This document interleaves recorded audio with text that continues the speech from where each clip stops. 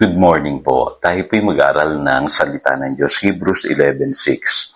Hindi maaring kalugdan ng Diyos ang walang pananampalataya sa Kanya, sapagkat ang sinumang lumalapit sa Diyos ay dapat sumampalatayang may Diyos at siyang nagbibigay ng gantimpala sa mga humahanap sa Kanya. Jumpstart your faith. Alam ko po, this year ito ang panalangin ninyo. Kilusan ng Diyos ang inyong pong mga panalangin. Ang sikreto po dyan ay ang pananampalataya. Kaya napakahalaga po ng pananampalataya kasi dito po sa verse na binasa natin, malinaw po. Yung pong kinalulugdan lamang ng Diyos ay yung taong may pananampalataya. At kung tayo may pananampalataya, tayo tatanggap ng gantimpala. Kaya mapapansin nyo po, may mga taong hindi kinikilusan ng Lord.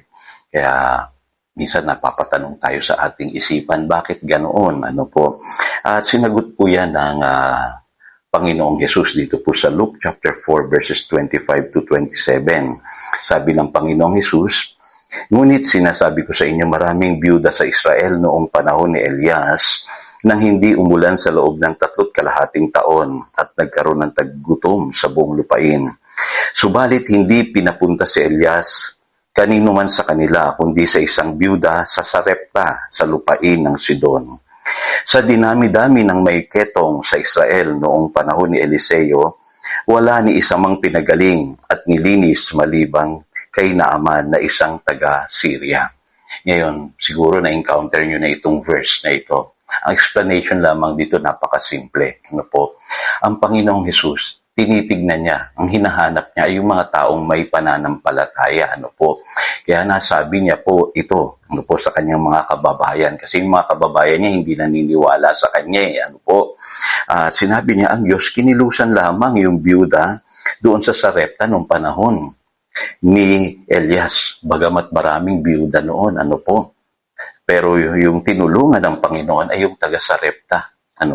Gayon din naman maraming ketongin noong panahon nitong ministeryo ni Eliseo, pero ang gumaling lamang ay si Naaman. Kaya dito makikita po ninyo yung pananampalataya mahalaga kasi sabi sa Mark chapter 6 verses 5 and 6, hindi siya nakagawa ng himala roon, ang tinutukoy dito ay ang ating Panginoong Hesus, maliban sa ilang may sakit na pinatungan niya ng kanyang kamay at pinagaling. Sabi rito, nagtaka siya dahil hindi sila naniwala sa kanya. Sa English Bible diyan ang sabi, he was amazed at their lack of faith. Kaya pala, nung panahon ng Panginoong Hesus, marami rin hindi gumaling. Marami rin hindi nakaranas ng himala. Kasi maraming tao ang hindi naniwala sa Kanya. So, naintindihan na natin kung sino lamang yung kinikilusan ng Panginoon. Yung mga taong may pananampalataya. Kaya this year, dapat po palakasin natin yung ating pananampalataya. Kung gusto natin talagang ma-experience yung kilusan ng Diyos, yung ating mga panalangin. So, paano natin gagawin yan? Kung naalala nyo, sabi sa Romans chapter 10 verse 17, ang pananampalataya ay dumarating sa pamamagitan ng pakikinig ng salita ng Diyos. Ito po, tip na ibibigay ko sa inyo. Sa Book of Psalms chapter 1 verses 1 to 3, ito po ang sinasabi. Mapalad ang taong hindi nakikinig sa payo ng masama at hindi sumusunod sa masama nilang halimbawa. Hindi siya nakikisama sa mga kumukutya at hindi nakikisangkot sa gawaing masama. Sa halip kasiyahan niyang sumunod sa kautusan ni Yahweh. Binubulay-bulay niya ito sa araw at gabi. Katulad niya ay punong kahoy sa tabi ng isang batisan, laging sariwa ang dahon at namumunga sa takdang panahon at anuman ang kanyang gawin, siya'y nagtatagumpay. So, naririto yung sikreto mga kapatid.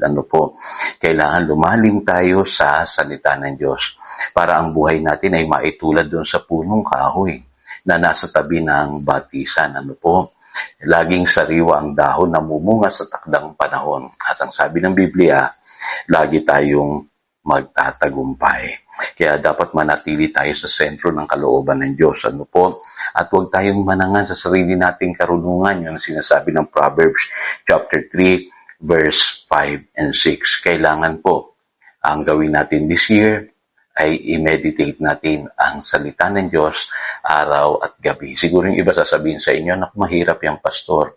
Kapatid, may time ka nga sa social media Nagagawa mong magbabad sa social media araw at gabi. Ba't hindi mo i-jumpstart ang year na ito sa pamamagitan ng pagbabasa ng salita ng Diyos araw at gabi. Baka magulat ka, kapatid, sa kayang gawin ng Diyos sa iyong buhay. Naririto po ang sekreto sa Psalm chapter 1 verses 1 to 3. Tayo po'y manalangin. Dakilang Diyos, salamat po sa paalala mo sa amin at alam namin dapat simulan namin ang taong ito ng may pananampalataya. Thank you po at ibinigay mo sa amin ang Psalm chapter 1 verses 1 to 3 para paalalahanan kami.